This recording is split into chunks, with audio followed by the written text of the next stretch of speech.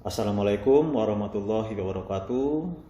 Pertama dan utama kita ucapkan puji syukur kita kehadirat Allah Subhanahu wa taala yang telah memberikan kesehatan dan keselamatan kepada kita semua.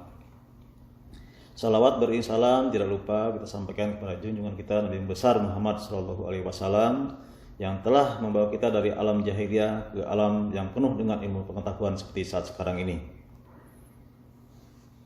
Baik, pada kesempatan ini saya akan menceritakan tentang kisah seorang tokoh muslim dunia yang bernama Ibnu Battuta.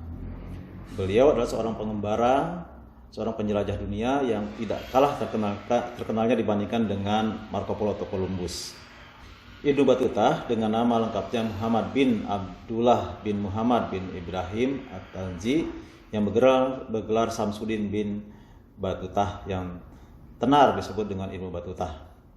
Ibnu Battuta hampir menggunakan separuh dari masa kehidupannya untuk mengembara dengan berpegang teguh kepada syariat Islam.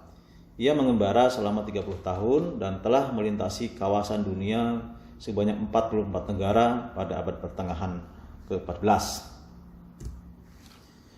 Ibnu Battuta lahir di Maroko pada tanggal 25 Februari 1304. Ia berasal dari keluarga cendekiawan ahli hukum. Ayahnya seorang hakim di Maroko. Semasa remaja ia mendapat pengajaran ilmu hukum dari ayahnya. Ibnu Battuta wafat di Maroko pada tahun 1368 pada saat usia 64 tahun. Perjalanan Ibnu Battuta pertama sekali diawali dari Maroko menuju ke tanah suci Mekah dengan tujuan untuk menunaikan ibadah haji dan berziarah ke makam Nabi Muhammad SAW di Madinah. Pada masa itu beliau berusia 21 tahun. Ibnu Battuta selanjutnya meneruskan perjalanan ke beberapa wilayah baik yang berpenduduk Islam maupun yang belum Islam, seperti Afrika Utara, Afrika Barat, Timur Tengah, Jazirah Arab, Asia Tengah, Asia Selatan, Asia Tenggara, Tiongkok, dan Indonesia, khususnya di Samudra Pasai, Aceh yang sudah memeluk agama Islam. Selama perjalanan Ibnu Battuta mengamati keadaan sosial, kebudayaan, ekonomi, dan agama di tempat-tempat yang pernah ia kunjungi. Kemudian ditelaah dan dia pelajari. Ibnu Battuta banyak melakukan syiar agama Islam di negara-negara yang berpenduduk masih belum Islam. Misalnya seperti Cina, Spanyol, dan India. Dia melakukan perdagangan dan kerjasama di bidang lain dengan memasukkan unsur Islam meski tidak secara langsung.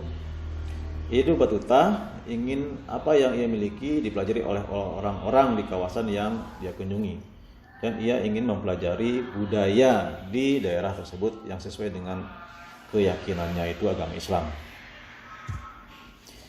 Ibnu Battuta dalam melakukan perjalanan sebagai musafir dengan cara yang berbeda. Pertama, ia bergerak sebagai seorang penziarah menuju kota Makkah dan Madinah.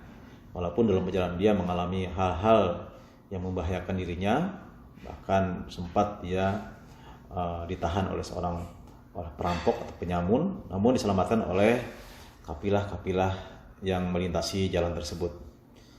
Kedua, ia mengembara sebagai seorang ahli sufi dan ahli fikih, mencari pengetahuan dan mencari kawan pergaulan sesama cendekiawan di kota-kota besar Islam. Ketiga, ia melakukan pengembaraan sebagai anggota elit, terpelajar dan mencari pekerjaan di pusat-pusat peradaban Islam pada saat itu.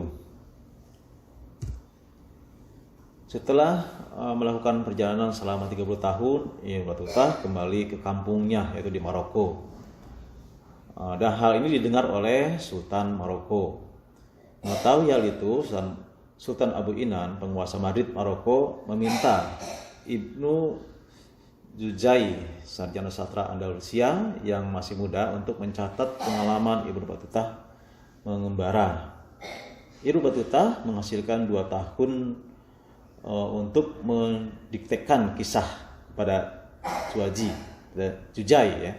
Berarti dia selama 2 tahun itu menceritakan, ya, kepada Juzai, dan Juzai yang melakukan pencatatan sejarah perjalanan beliau.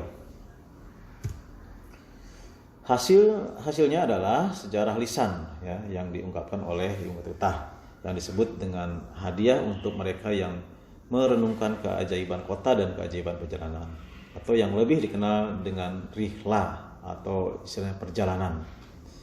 Riwayat perjalanan Ibnu Battutah menyajikan gambaran tentang peradaban dunia pada abad pertengahan.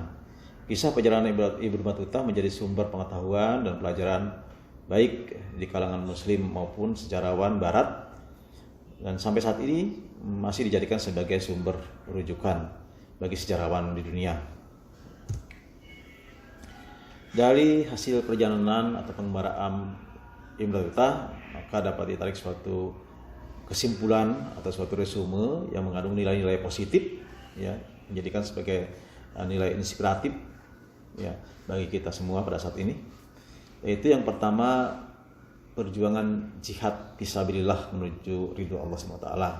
Ya, itu awal perjalanan dia menuju ke Mekah dan Madinah dengan tujuannya pertama adalah untuk berziarah.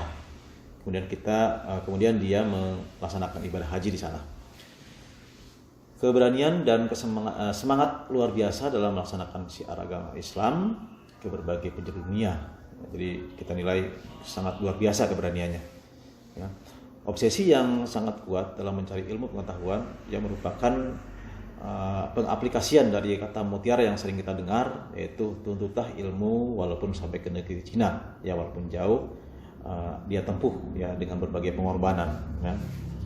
Kisah perjalanan Ibnu Battutah menjadi sumber pengetahuan dan pelajaran yang menghasilkan karya tulis bermutu tinggi di dunia yang sampai saat ini masih dijadikan sebagai rujukan di dunia ya bagi sejarawan dunia, baik sejarawan muslim atau sejarawan yang non muslim.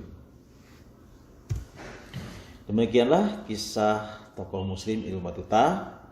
Semoga bermanfaat dan jadikan sebagai pengetahuan bagi kita semua. Mohon maaf ada salah kekurangan. Wabillahi taufiq wal hidayah. Wassalamualaikum warahmatullahi wabarakatuh.